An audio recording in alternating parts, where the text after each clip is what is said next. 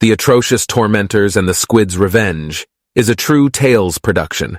Please take a moment to subscribe to this channel, which helps us so much, and don't forget to like if you think we deserve it. After some awkward pleasantries, the new assembled crew gathered around a long bank table outside Winnie's coffee house around the corner from Willie's place. "It's going to be a tight fit," he said solemnly, "but the floor in my digs is awful comfy. We can all stay there till we sail." There were 6 coffees presently being served, being placed gently down at 6 placings by Winnie, the proprietor of this fine establishment. A very small monkey sat twittering while watching Winnie serve. She had always thought Randy was a monkey in training, and had hopes of one day upgrading his supervisory role as one of head butler. One time she gave Randy a hot cup of coffee to serve, but the primate sat with it enamored for 3 hours. Randy mistook the coffee as a gift. These misunderstandings often lead to displeasure in such settings, so Winnie felt that slowly catchy monkey was the wisest course correct. 1 sugar or do. Winnie went around the table. "Can I have 3, please?" Daniel quipped. "No." She faced Daniel as she regained composure and repeated 1 sugar or 2. Daniel instantly knew this game. There were no winners, and the game itself was a snooze. "2, please," he breathed out. "You want milk?" She smiled, displaying 2 missing incisors and a very large gold tooth on the left. Sven interrupted. "So I hope you don't mind that Lily, Simon and Isabel came along." "No, not at all," chirped Willie. "The more the merrier. I hope we see icebergs. I always wanted to witness a floating iceberg in the moonlight," said Isabel. "Oh, Willie began when Simon cut in. "You what? You wish to observe a floating iceberg?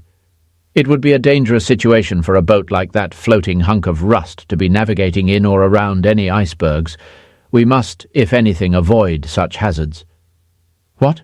Yes, it's all a rich tapestry now." "Where are we going anyway?"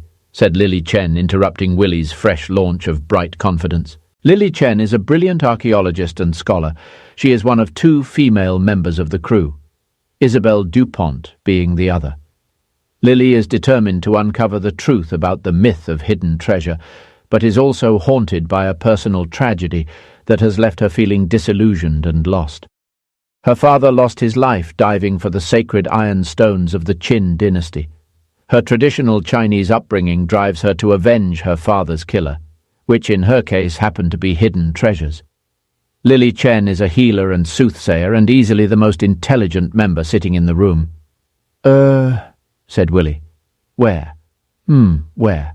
Where does anybody go? We go here, we go there, then we go everywhere." He then proceeded to chortle a most excruciating sound, a kind of ridiculous guffaw that clearly mimicked laughter, but decidedly was not. The table was silenced by this, and Lily Chen stared shocked with a puzzled mouth-open gaze. "You mean to tell me?" Lily snapped like an oversized dragon head during Chinese New Year. The fireworks cracked and smoked as she imparted her words. "We took a seaplane 12 hours to finally arrive at this landlubber's picnic in Bermuda, and you won't share where the treasure is?" Simon begins to leave his seat when Sven drags him back down. Isabel DuPont chimes, "Well, if I must travel in that rust bucket, I better have my own room. That's all I have to say about this." This disjointed mix of people bickered on into the afternoon, and somehow progress was made. There seemed to be a kind of consensus forming regarding the entire proposition. It was true, at several points there were choking incidents, and one time Sven had Willie in a headlock. But all in all, they uniformly agreed that they must find the treasure even if its location was to be kept a secret. And so it was on the morn of the following week, a tired-looking old ship with Sea Dog hand painted on its stern moved silently into the crisp autumn air. And the inky black sky of a moonless night saw the crack and bang of sudden mayhem. The crew rushed to the deck, grabbing whatever they could find to defend themselves against the massive creature that had attacked their boat.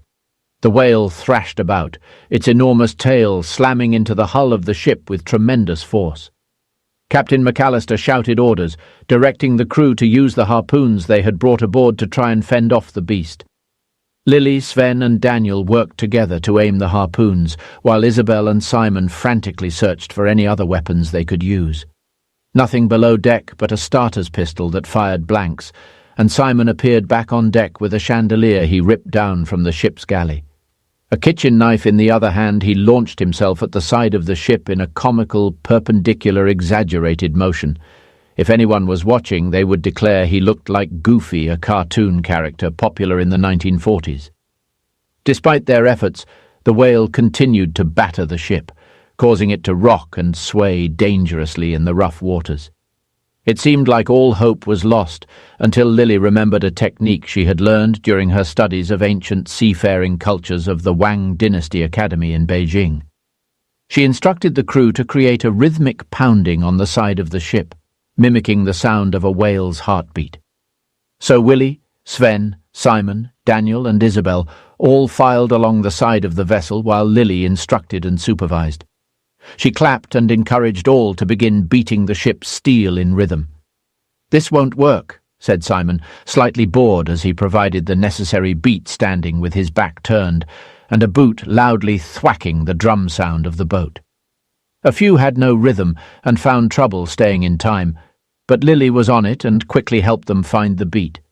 It started getting fun as the beating got extremely loud and decisive. They continued for 6 minutes as the boat thrashed violently against the giant creature's thrashing, muscular body. Surprisingly, the tactics started to work, and the whale began to calm down, eventually swimming away from the battered ship. In truth, the whale got confused. At first he was angry, furious this funny-looking challenger whale dared to invade his territory. He was the king of this region, and every large creature knew it. But this one guy needed to be taught a lesson, so he attacked the hull of the boat, mistaking it for a mating competitor. When he heard the rhythmic thumping, it sounded to the whale like a surrendering coward, and also his body was starting to get sore from all the pounding. So he did the only thing that finally made sense, which was to go find that haughty whale Sadie and brag about his victory. The crew breathed a collective sigh of relief. No injuries, a few bruises and a paper cut. But Simon, the injured party, bravely tolerated his flesh wound as Isabel applied a bandage. They were broken and terrified, but also exhilarated that they had passed their first trial. The crew were beginning to become tested metal, and there was a distinct reduction in apprehension. Daniel even tempted fate by daring it to throw even more at them. The superstitious Isabel shut her bow up the only way she knew how, with a kiss by the horizon of the open sea on the mighty Pacific Ocean. The stars were dazzling in that forever moment. As they sailed on, they encountered numerous other obstacles, including storms, sea monsters, and even mutiny among their own crew. There were many episodes on this 5-month journey to Okinawa, but nothing prepared them for the day William McAllister chose to disclose where it was they were going. The hidden treasures location, Japan. It was on this day, about 500 nautical miles from the cove that contained the lost treasure of solace in Okinawa, that the crew got their first glimpse of a challenge so devastating in scope, so brutal in its raw animal power, so inexplicably icky that it made grown men weak just reciting the tale many years later. The memory alone of the great Squid Wars of '44 was an epic battle for survival and ink cleaning.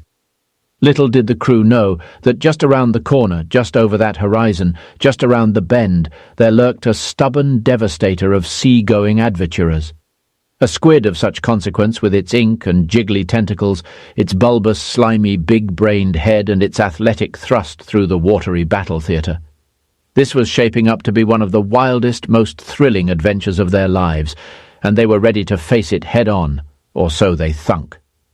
Just then, during a breakfast of oysters and fresh Trevelyan smoked on deck, as the news of the mortifying truth about the treasure's location came to light, the crew looked up to see the ominous shapes of Japanese Zero planes descending upon them. At first it was the faintest of high-pitched sirens. Then, as they came closer, the volume rose distinctly until it was blatantly obvious they had trouble arriving. Captain McAllister furrowed his brow in concern. "Looks like we've got some uninvited guests. We'll have to defend ourselves, shipmates."